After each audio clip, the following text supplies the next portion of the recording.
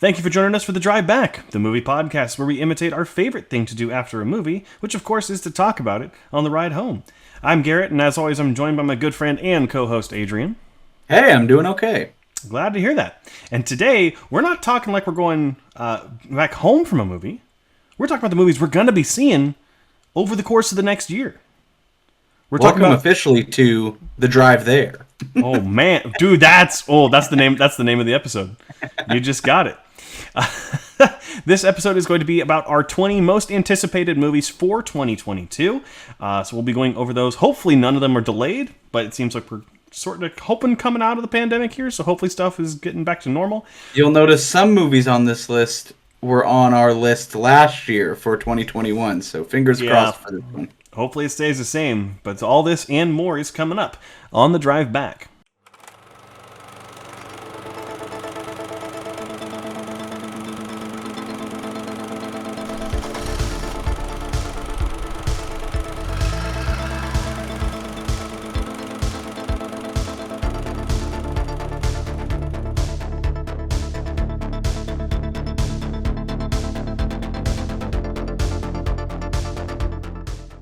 All right, and we're back. We're going to be talking, again, our 20 most anticipated movies of 2022. But before we dive into that, Adrian, did you go back to the theaters a lot this year, or was it more of your time spent streaming?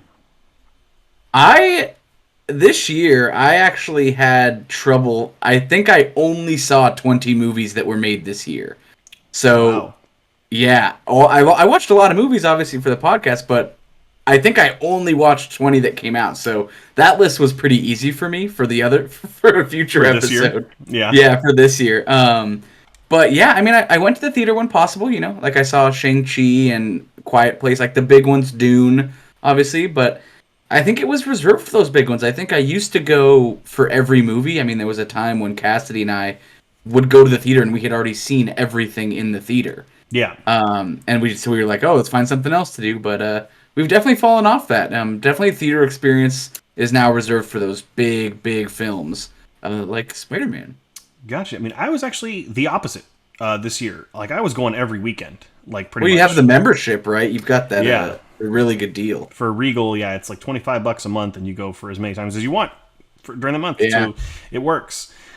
Which will come in handy. I mean, we're recording this before Spider-Man comes out, but I got my tickets for Spider-Man for 50 cents, so I can't complain with that. For 50 cents? Well, because there's a convenience fee through the app, but it would have been free if I showed up on the day of. Well, I think for 3 tickets, it was like $80.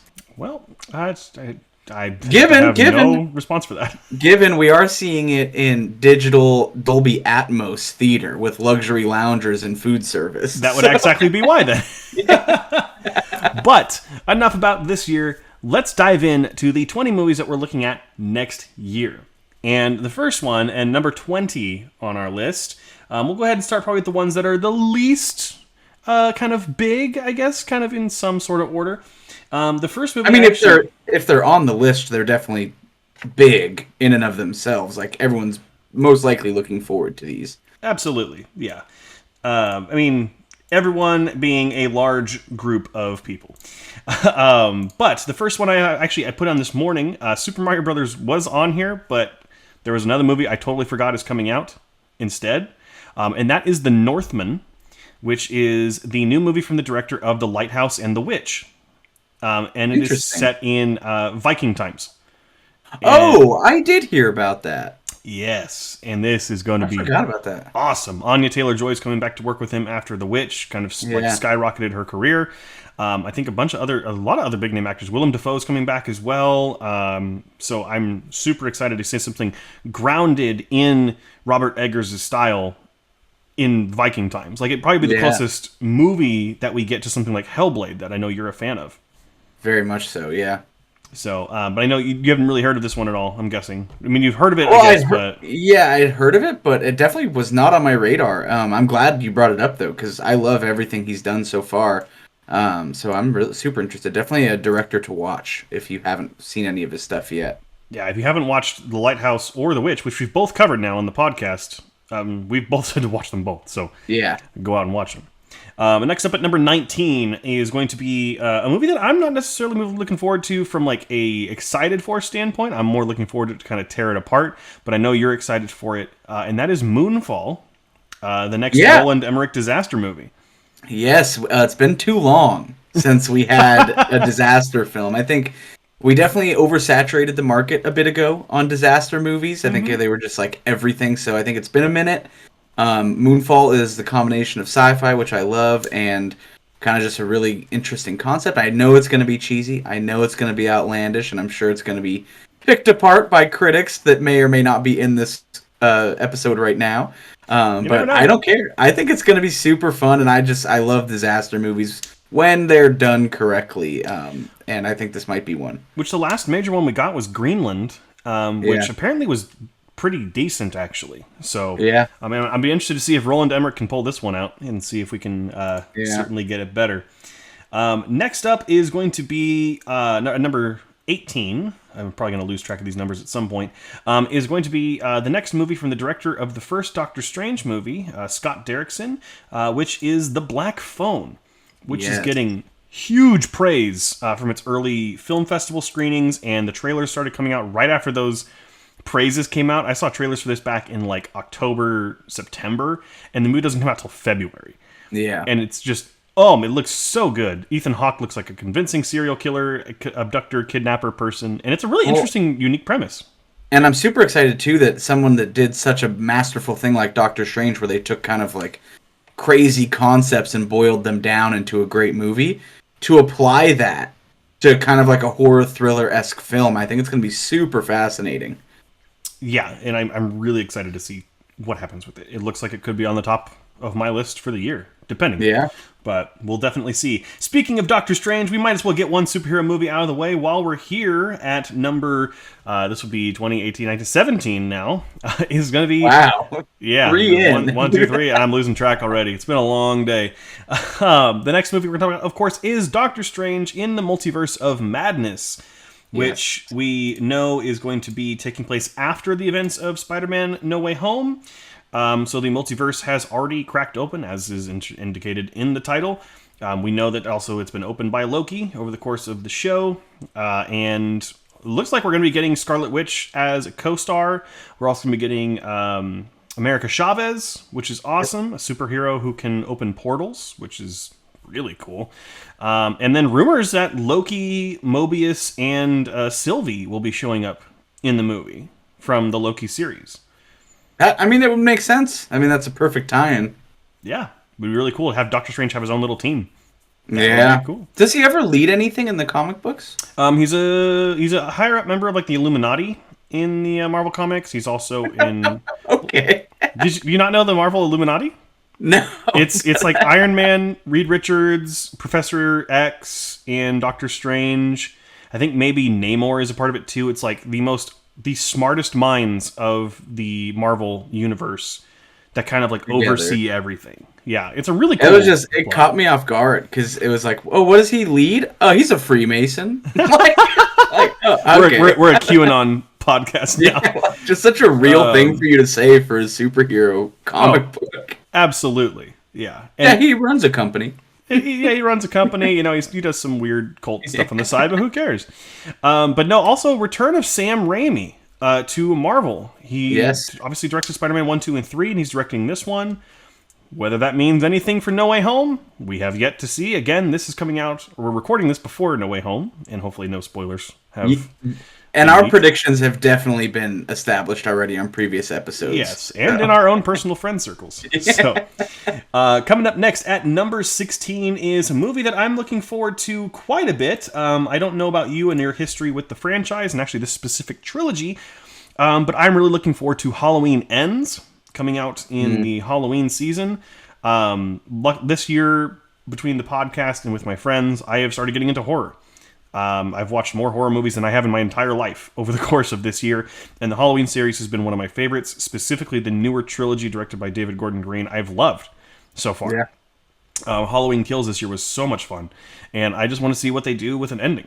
I'm a little worried because they do say that the pandemic plays a part of it, which is weird, hit or miss for sure. But depending we'll on how they see. handle it.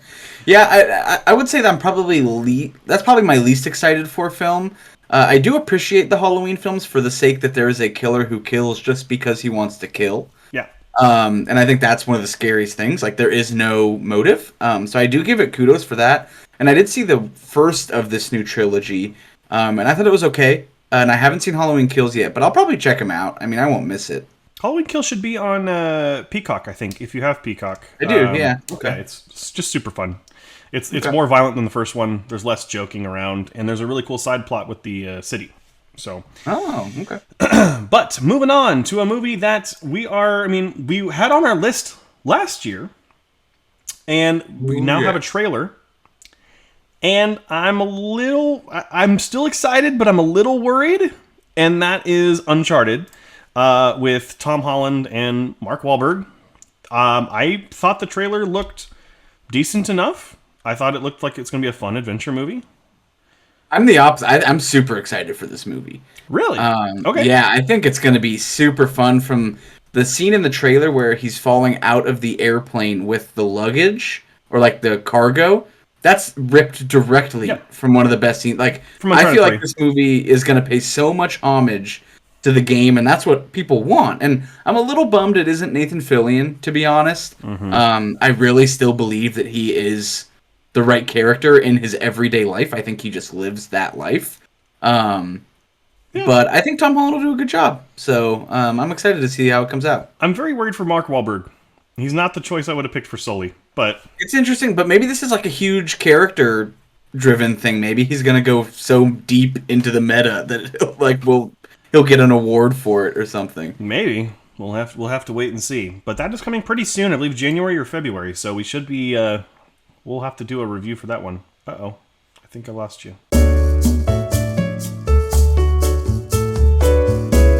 Alrighty, and at number 14 is a movie that, due to a technical error, is back onto the list. Super Mario Brothers has entered the chat. It's back! It is back by unpopular demand due to the announcement of that horrible train wreck of a cast. I am looking forward to this being a train wreck. Yeah, I think that's what most people are looking forward to. The fact that Chris Pratt is Mario and doesn't have an Italian accent is absolutely incredible to me.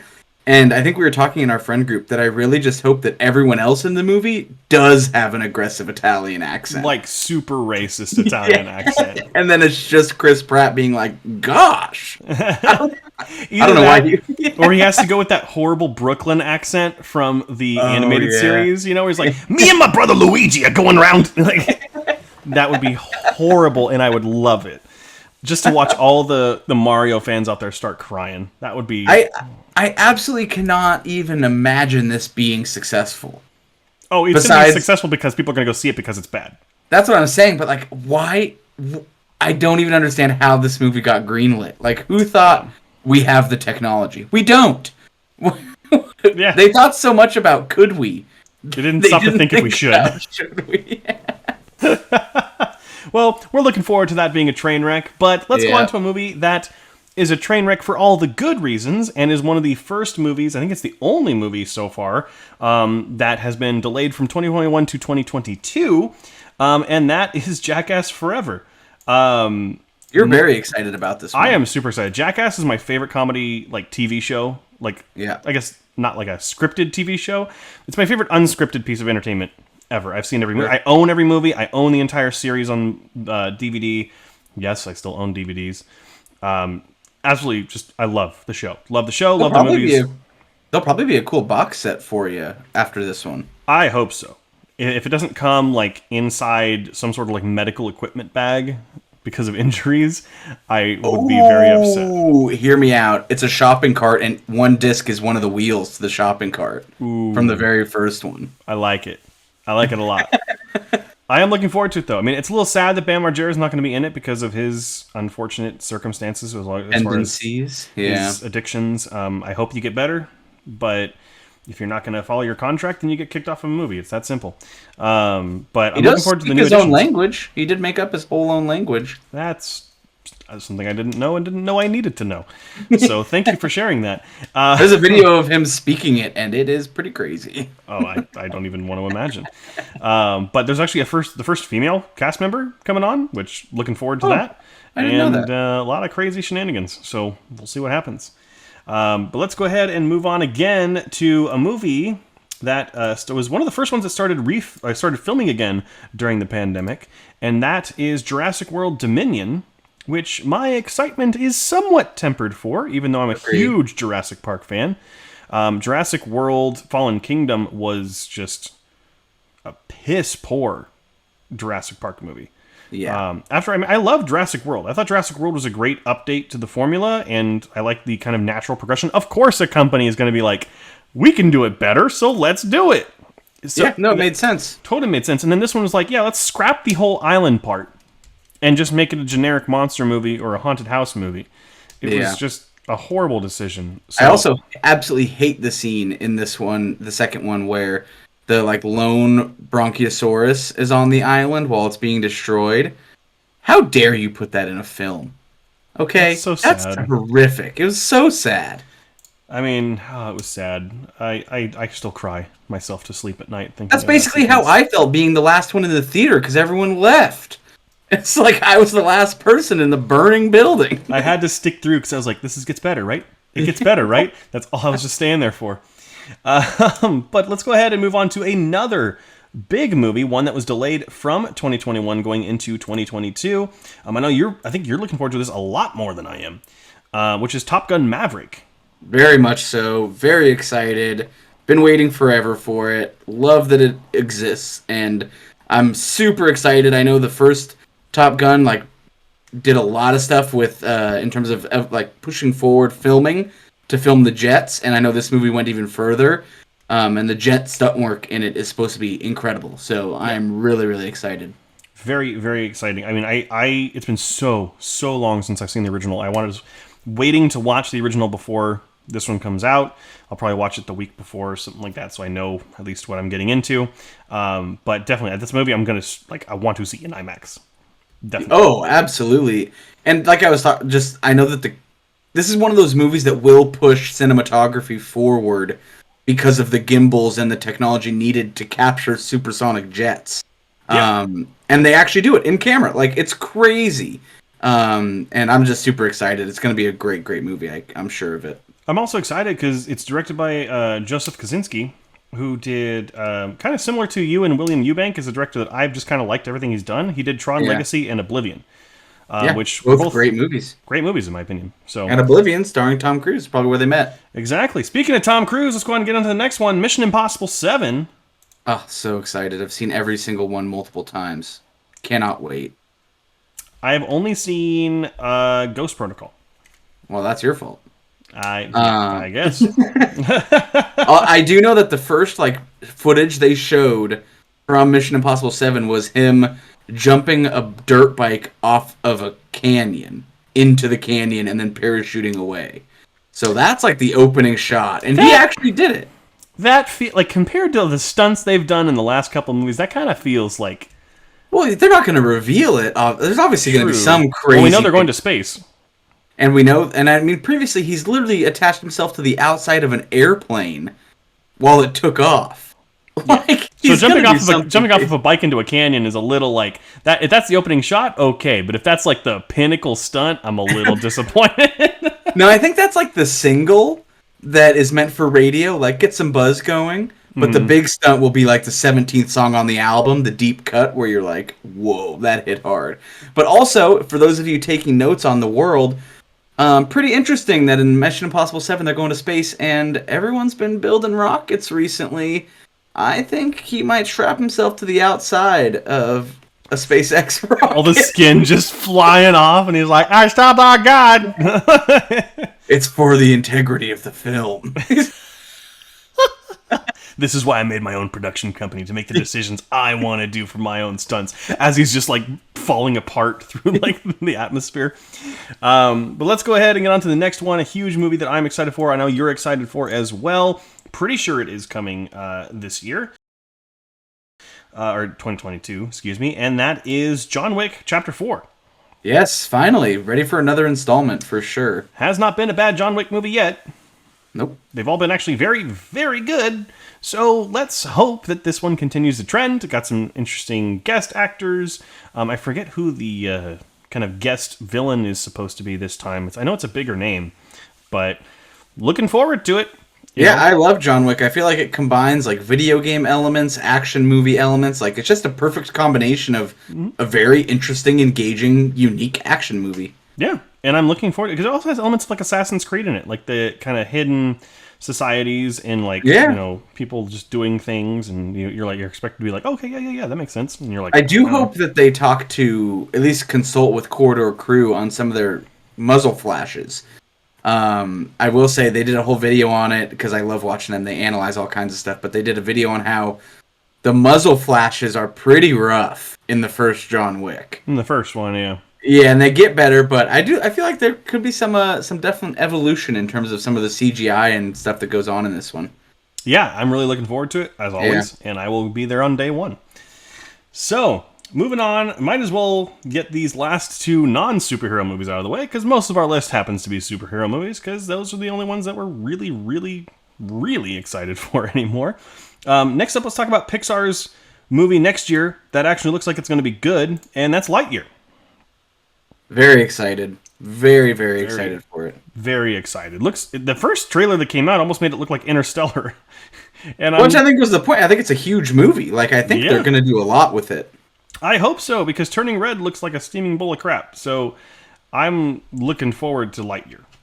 Turning Red looks like they saw Inside Out and were like, let's do it again. Well, it's the same. But different. The director is the person who made the Bow short film.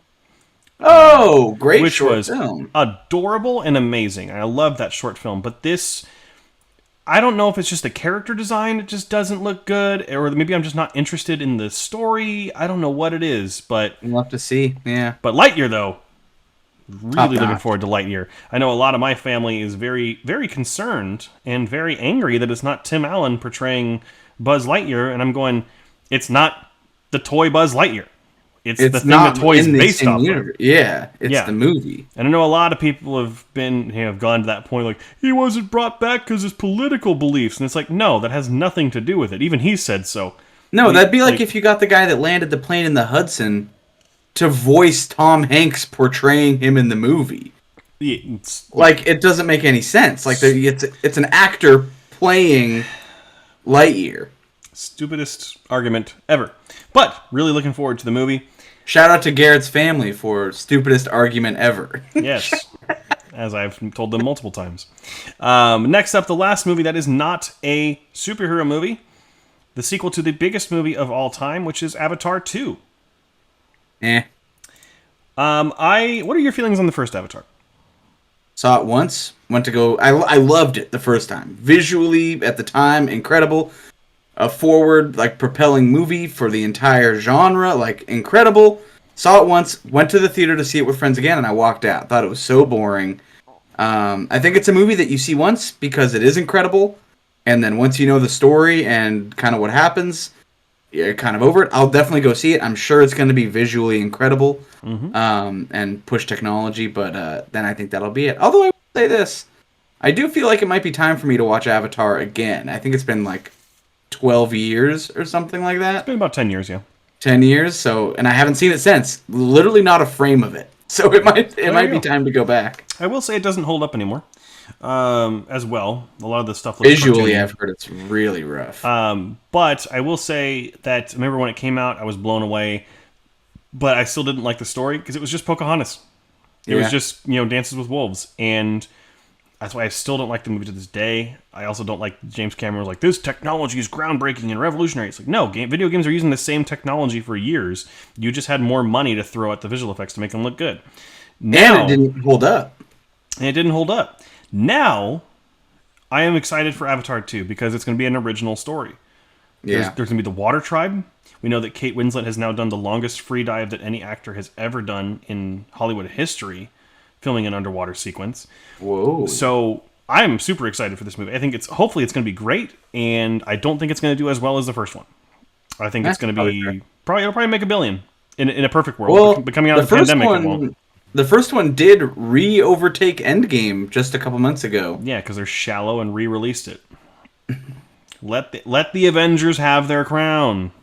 Well, all we have to do is wait for... Oh, actually, to back up a bit, Avengers kind of cheated as well. They released Endgame like 5 times. True. Yeah. I think it was... But it was the same year. It wasn't like 10 years later and they're like, we gotta get the top. It was also in theaters for a year. True. Also... So I think it's fair, but I bet we'll get another Endgame re-release in a couple years to try to take it back. Oh, absolutely. Yeah, we'll see. They'll probably polish up all those scenes that were filmed but not edited that they did, like the one with the Hulk and half Hulk, half Mark Ruffalo scenes and stuff like that, and they might actually finish those and then make a longer movie, like 3.5 hours. We'll see. Get a True Vision or whatever. I'd go see it. But moving on. Speaking of superheroes, let's dive in. We got 1, 2, 3, 4, 5, 6 superhero movies to talk about. The first one is the one that I know you're excited for. I am probably the least excited for out of all these, and that is Black Adam. I wouldn't say I'm super excited. I'm excited for it. I think it's going to be interesting. The Rock is a funny guy, and I'm very intrigued to see what he brings to a superhero role. I was one of the people, I don't want to see him in superhero movies. He's not serious enough for those kind of movies, and he's kind of a type actor. Don't get me wrong, I love Dwayne Johnson. I love the movies he's been in, except for Red Notice. Red Notice was a big letdown. But I don't think he's right for this kind of anti-hero character. But we'll see. Movie's coming out. Again, kind of like with Mark Wahlberg, this could be the movie that he branches out. Like maybe it's not a humorous film at all. Who knows? Not. Yeah, who knows? But we'll see. Hopefully it's got some connections to Shazam 2, which is coming out in 2023. So we'll definitely see. For that. Super very excited, yeah. Next up, another DC movie, The Flash. With the return of Michael Keaton's Batman. Plot twist. Is huge. He was in that first look trailer. We also got 2 different versions of the Ezra Miller Barry Allen and a kid version. So this is going to crack the Flash-verse, whatever they want to call it, wide open. I think it's their version of the Flashpoint, kind of doing it as a film.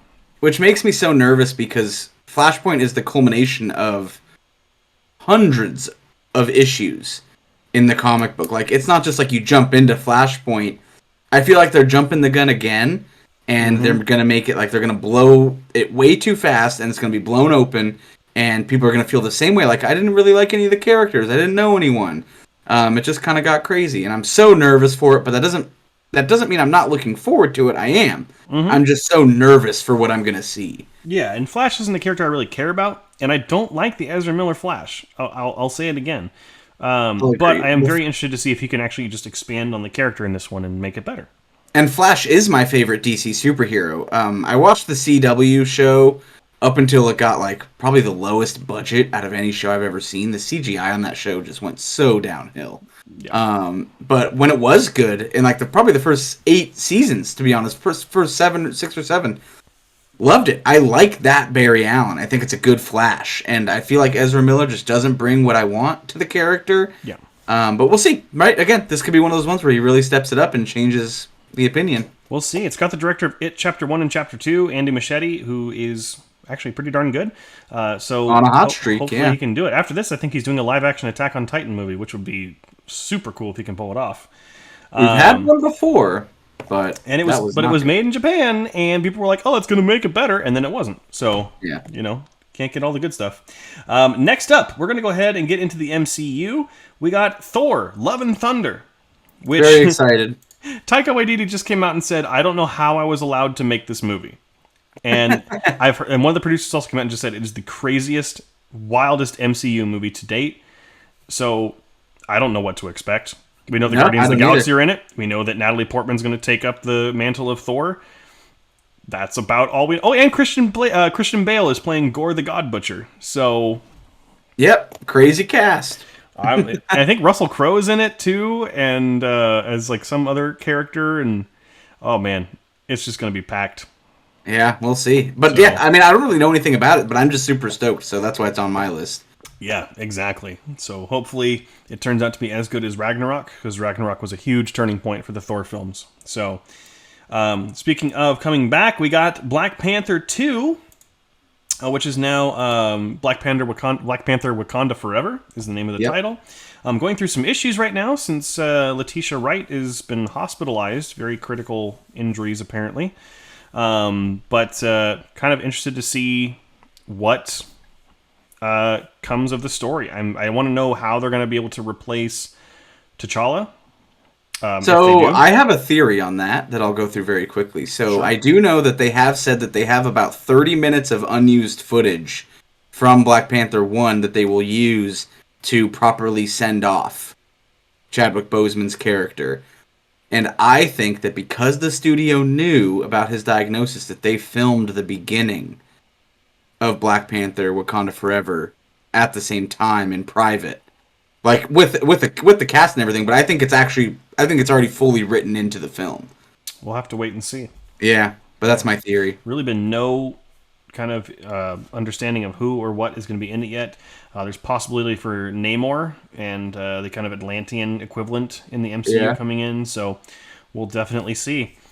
But the last Marvel movie we're going to go ahead and talk about isn't even part of the MCU, and we just got our first look at it a couple of days ago. And that is Spider-Man Across the Spider-Verse Part 1, which we just found out is very exciting. Part 1. Super excited. Spider-Man Into the Spider-Verse is what I would consider in the last 20 years probably to be the best piece of Western animation we've received. Yep. Just hands down. From writing to story to voice acting, everything involved was absolutely incredible. And I am super looking forward to Oscar Isaac playing Spider-Man 2099. And looks like he's beating the crap out of Miles. So we'll find out what's going on. No, I'm super excited, and it looks like that same kind of animation style is getting a bit of an upgrade as well, and they're kind of leaning more into the comic booky aspect of it from the trailer. So I am 100% excited. Very, very 100% on board.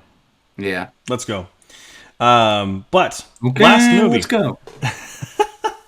Bringing your TikTok humor in here. Actually, it's pretty good. Now, we have our last movie that we're talking about today. The movie that I think we're probably both looking forward to the most out of everything on this list, I would imagine. And comes out the day before my birthday.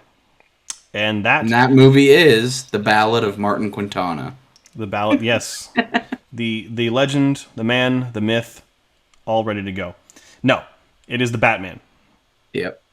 Super excited for another take on Batman that isn't Ben Affleck. That is going to be hopefully as good as The Dark Knight.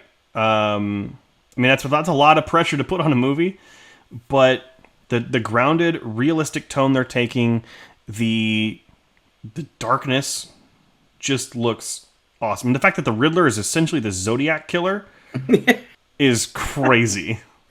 Yeah, I think that's what I really enjoyed about Batman Begins, right? Going all the way back was how grounded that movie felt. Like, yeah, it had that supernatural scarecrow aspect and like all that, but it was such just a real, like, this is a real city. Like, there's real problems. And I feel like this movie's taking that to the next step and being like, no, this is just a real guy who's fighting crime. And I'm super excited for it. And I think Robert Pattinson's going to do a phenomenal job. He's going to do phenomenal. Yeah. And I remember that there's a kind of synopsis that came out recently that he starts out, this is him in his first 2 years, and he's basically on the same level as the people he's trying to stop. He's super violent. He's filled with rage because of everything that's gone on. So we're really going to see him kind of transition into the Batman we know. But they've also said that this trilogy of films that they want to make is the origin of his villains, which I think is a phenomenal idea. Yeah, show us how they all started, not them at their peak where Batman has to fight him. But I also do know something that I just think is really cool is they really wanted Robert Pattinson to get completely ripped for this movie, and he went on record and defied that. He said, no, if like this is my origin story, I wouldn't be super ripped. Yeah. Like if I'm just starting out fighting crime, I just started working out then. I'm going to be fit, but I'm not going to be like Christian Bale Batman completely shredded from head to toe. Yeah. So he completely defied. They kept pushing, and he said, no, I'm going to look like a regular person in a suit fighting crime. Makes a lot of sense. Yeah. Lean and fit, not exactly just like rock and level. If he's just starting out, he's not going to be built for combat. Like, he has to work that over time. Yeah. So he'll probably get more and fit throughout the films as he gets better and better at it. And I hope we get the detective side of Batman, which is something we never get in the live action movies. So hopefully we get it. But that is the end of our list. Those are the 20 movies we're looking forward to over the next year. 2022. 2022. Definitely looking forward to it. A lot of other movies we haven't had on this list. There's obviously all the ones that are going to be Oscar potential. There's all the ones that Netflix hasn't announced yet. There's all these kind of original films. We have no idea what's coming. These are just going to be the biggest tentpole Hollywood releases. So definitely looking forward to receiving all of these. But Adrian, before we go, for the umpteenth million time, where can someone find us online if they haven't already? You can find us everywhere at the Drive Back Podcast. You can talk to us on Instagram. You can listen to us on Spotify, Apple Podcasts, Stitcher, or wherever else you listen to your podcast. Or you can watch us here on YouTube. Go ahead and hit the subscribe button, hit the notification button, and then smash the like button. We release episodes every Monday here on YouTube and on podcasting apps. So that's a lot of movies a year. And if you ever want to find something to watch or just looking for something to listen to while you drive to work, we can be that podcast for you. So go ahead and make sure you listen. Absolutely, that is correct. And this is our last episode of 2021. So the next time you hear our beautiful voices will be at the turn of the new year. So Happy New Year. Hopefully you and all your loved ones have a wonderful new year, and hopefully you're able to celebrate this year. Hopefully there weren't too many hardships. We'll see you on the other side. We love you so much. Thank you so much for watching. Thank you so much for listening. We'll see you next time on The Drive Back. Thank you for listening to this episode of The Drive Back. Make sure to be on the lookout for new episodes every Monday, and make sure to follow us on social media.